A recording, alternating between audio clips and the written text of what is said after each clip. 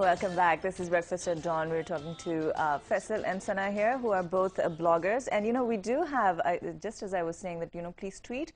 I've got Jahan Ara saying, hey, Sana, to you, there are some older people on Twitter, too. So, you know, young at heart. yeah, I guess that's what's important.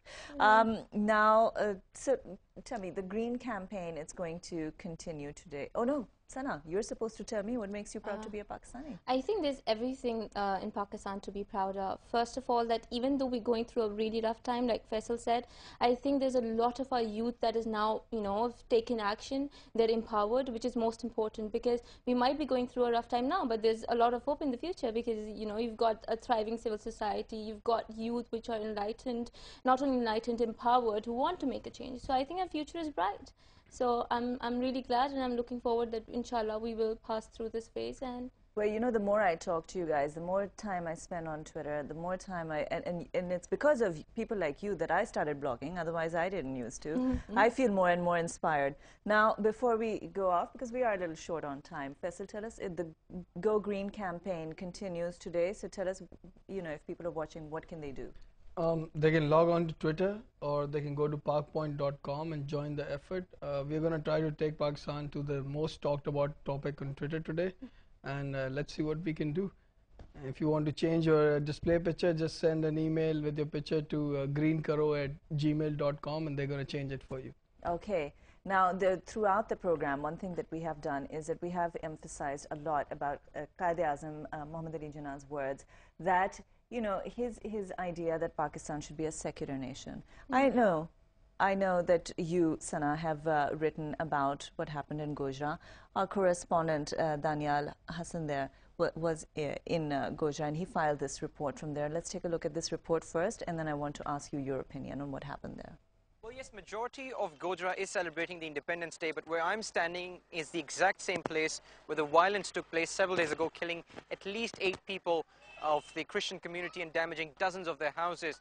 Now, these people over here, the Christian community, have refused to hoist the national flag. Instead, they have hoisted a black flag mourning the killing of 8 members of their community. Now, they're saying that there's a lot of regret in them, and of course because they were not treated like the citizens of Pakistan, and the authorities over here allowed the mob to attack them, to destroy their houses, their property, and of course also killing certain members of the community. In fact, not celebrating the Independence Day is a huge statement from the Christian community of Gojra.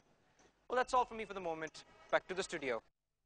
All right, that was Daniel Hassan. So before we go off, Sana, I'd like you to tell us a little bit about what your thoughts are on Gojra, since you did blog about it. I think it's very ironic what happened. I think we're all very, very ashamed of what the authorities have done, because later on the news came in that the authorities knew that a riot could happen, and I think it's ironic what has happened.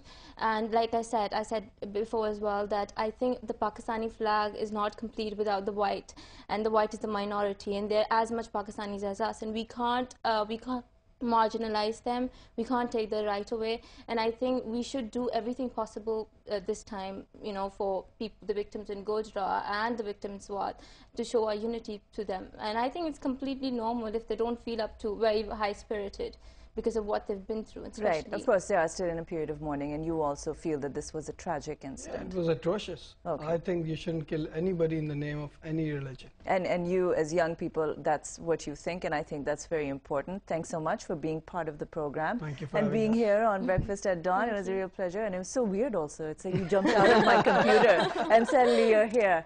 All right, well, that's all we have for you on the program this morning. I hope you enjoyed this Independence Day special. If you have any comments for us, just email them in on breakfast@dawnnews.tv. Also, keep in mind that you can always watch us live on dawn.com.